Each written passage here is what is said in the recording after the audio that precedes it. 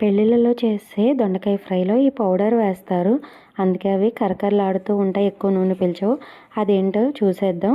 Video మొత్తం చూడండి, ఎక్కడ స్కిప్ చేయకండి, మీకు మధ్యలో వస్తుంది అదేంటన్నది.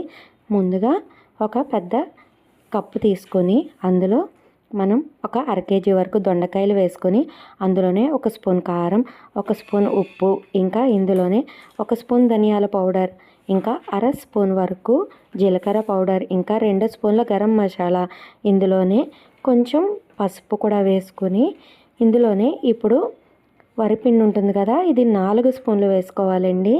ఇందులోనే 8 స్పూన్ల వరకు శనగపిండి కూడా వేసుకోవాలండి. వీటన్నిటిని కూడా బాగా కలుపుకోవాలి. ఇప్పుడు ఇందులోనే ఒక 2 స్పూన్ల అల్లం వెల్లుల్లి పేస్ట్ కూడా వేసుకొని వీటన్నిటిని ఒక్క చుక్క కూడా నీళ్ళు లేకుండా బాగా కలుపుకోవాలండి. నేను ఇందులో ఒక్క చుక్క కూడా వాటర్ వేయలేదు. మీరు కనుక వాటర్ వేయాలనుకుంటే జస్ట్ చేతిని తడి చేసుకుని కలిపితే సరిపోతుంది తప్ప అసలు ఒక్క స్పూన్ కూడా వాటర్ వేయనవసరం లేదు. ఎందుకంటే జారుగా అయిపోయి మనకి కరకరలాడవండి. ఇంకొకటి టిప్ ఏంటంటే, నేను చెప్తా అన్నాను కదా, ఆ టిప్ వచ్చేసి ఒక టిప్ వచ్చేసి ఇందులో ఒక్క స్పూన్ కార్న్ఫ్లవర్ వేసుకుంటే బాగా కరకరలాడతాయి. ఇంకొకటి ఏంటి అంటే లాస్ట్ వీడియోలో వస్తుంది, మర్చిపోకుండా చూడండి.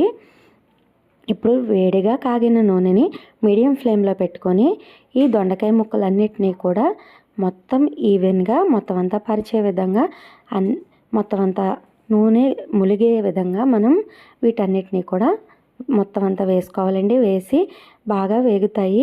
ఇది మీడియం ఫ్లేమ్లోనే ఉండాలి. మొత్తం అంతా కూడా అటు ఇటు కలుపుకుంటూ కలర్ చేంజ్ అయ్యి గోల్డెన్ బ్రౌన్ కలర్ వచ్చిన తర్వాత వీటిని మొత్తం అంతా కూడా మనం ఇందులోకి తీసేసుకొని జల్లెట్లోకి ఆయిల్ అంతా సపరేట్ అయిన తర్వాత ఒక ప్లేట్లో కానీ కంచంలో కానీ వేసేసుకోవాలండి. ఇలా ఒక బ్యాచ్ అయిన తర్వాత ఒక 10 నిమిషాలు మళ్ళీ కొంచెం నూనె అన్నది వేడవ్వాలండి.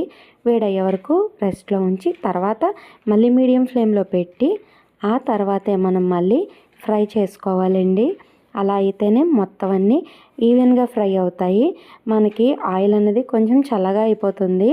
వెంటనే కనుక మనం మిగిలిన సెకండ్ బ్యాచ్ వేసామంటే మెత్తబడిపోతాయండి, క్రంచీగా ఉండవు. అందుకోసం అని చెప్పి బ్యాచ్కి సెకండ్ బ్యాచ్ వేసే టైంలో థర్డ్ బ్యాచ్ అలా వేసే గ్యాప్కి కూడా మినిమం ఒక 5 to 10 minutes గ్యాప్ ఇస్తే మనకి ఆయిల్ వేడవుతుందండి. తర్వాత లాస్ట్లో కొద్దిగా కరివేపాకు, ఇంకా జీడిపప్పు, మీకు నచ్చితే పల్లీలు కూడా వేసుకోవచ్చండి.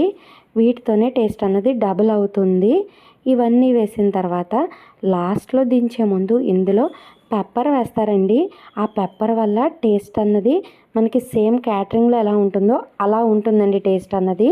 వీటన్నిటిని వేసి బాగా కలుపుకొని పెప్పర్ వేసి దించడమే. సబ్స్క్రైబ్ చేయడం మర్చిపోకండి.